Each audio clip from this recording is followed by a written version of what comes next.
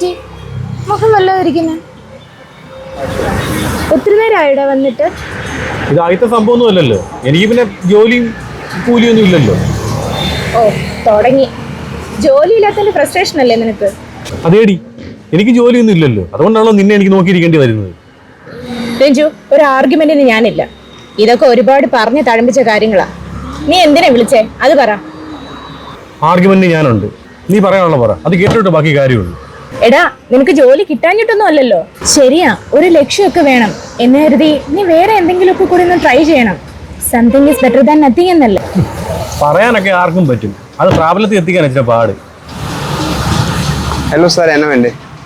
ഒരു ചായ, ഒരു കട്ട്, പിന്നെ 2 പഴംപൊരി. അല്ലേ വേണ്ട, ഒരു പഴംപൊരി, ഒരു പപ്സ്.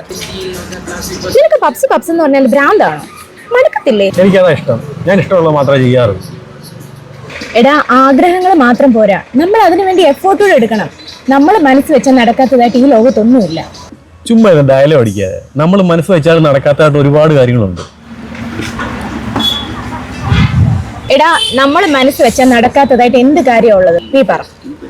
ഒരു കാര്യമില്ലേ, ഒരു തരി പോലും താഴെ പോവാതെ ഈ മുട്ട പപ്സ് നീ തിന്ന് കാണിക്കാവോ? പറ്റുമോ? ചുമ്മാ ഓരോ മോട്ടിവേഷൻ വീഡിയോൻ്റെ അടുത്ത് എൻ്റെ അടുത്ത് ഇറക്കിയാൻ വരും. എല്ലാ കാര്യങ്ങളും അത്ര പോസിബിൾ അല്ല, ഇമ്പോസിബിൾ ആയിട്ടുള്ള കാര്യങ്ങളും ഉണ്ട്. ഇമ്പോസിബിൾ ആയിട്ടുള്ള കാര്യങ്ങൾ ചെയ്ത് സമയം കളയാതെ പോസിബിൾ ആയിട്ടുള്ള കാര്യങ്ങൾ ചെയ്ത് ജീവിതം കളറാക്കിക്കൂടെ? ഞാൻ അതേ ഉദ്ദേശിച്ചുള്ളൂ.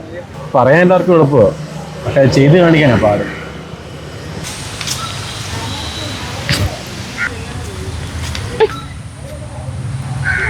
ഭയങ്കര സന്തോഷത്തിലാണല്ലോ. സാധാരണ ഞാൻ ലേറ്റ് ആകുമ്പോൾ ദേഷ്യപ്പെടാറാണല്ലോ പതിവ്. ആ, ചെറിയൊരു സന്തോഷം ഉണ്ടെന്ന് കൂട്ടിയോ. ഞാൻ ഇന്റർവ്യൂവിന് പോയിട്ടായിരുന്നു. ആ ജോലി കിട്ടി. ശരിക്കും? എന്തു പറ്റി പെട്ടെന്ന് ബോധോദയം ഉണ്ടാവാൻ? സ്വപ്നങ്ങളും ലക്ഷ്യങ്ങളും ഒക്കെ മാറ്റിവെച്ചോ? ഏയ്, സ്വപ്നങ്ങളും ലക്ഷ്യങ്ങളൊന്നും ഞാൻ മാറ്റിയിട്ടില്ല. അതിനേക്കാളും വലിയൊരു കാര്യമുണ്ട് നമ്മുടെ ലൈഫിൽ: സമയം.